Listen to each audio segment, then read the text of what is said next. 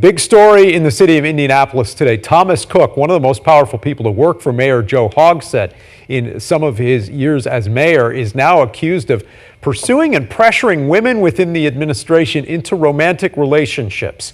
The Indy Star reports 3 women who work for city government have come forward accusing Cook of sexual assault.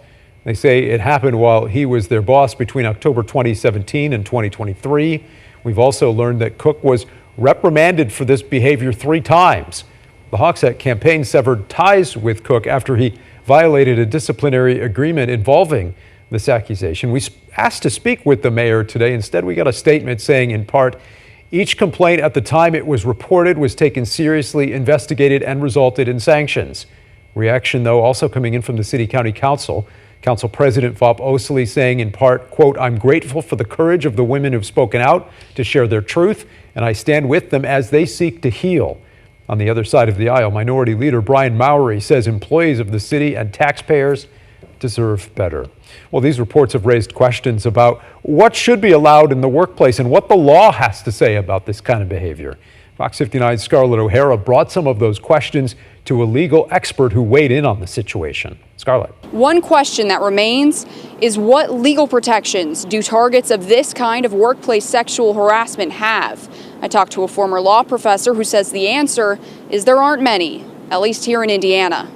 And that's just problem number 1. He was not only suggesting that he would give job favors for sexual attention, but it looks like he might have also potentially been retaliating against someone who told him to stop. So both of those are illegal behaviors and should not be permitted in the workplace. Yet, despite Thomas Cook being reprimanded multiple times, he was allowed to resign, only to later return to Mayor Hogsett's side during his re-election campaign, although it wasn't long before he was let go once again. Professor Emerita Jennifer Drobak says every workplace should have clear policies outlining what is or isn't allowed, then thoroughly educate its employees. You want to require all employees, including top management, come in for a personalized discussion. Also, she says the conversation around power dynamics is more nuanced than it seems, because outright bans on relationships between supervisors and their subordinates could actually take power away from someone who ends up in one anyway. And she stresses that acquiescence is not consent. In other words, if an employer or a supervisor is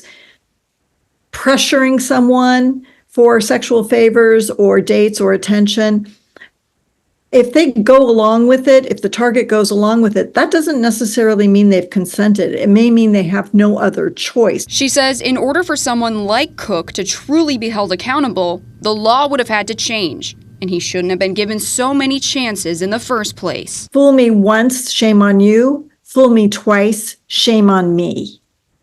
And the city was fooled twice. Our crews have continued requesting an on-camera interview with Mayor Hogsett throughout the day. A spokesperson for his office referred me back to the 2 statements we brought you earlier. Reporting downtown, Scarlett O'Hara, Fox 59 News. Scarlett.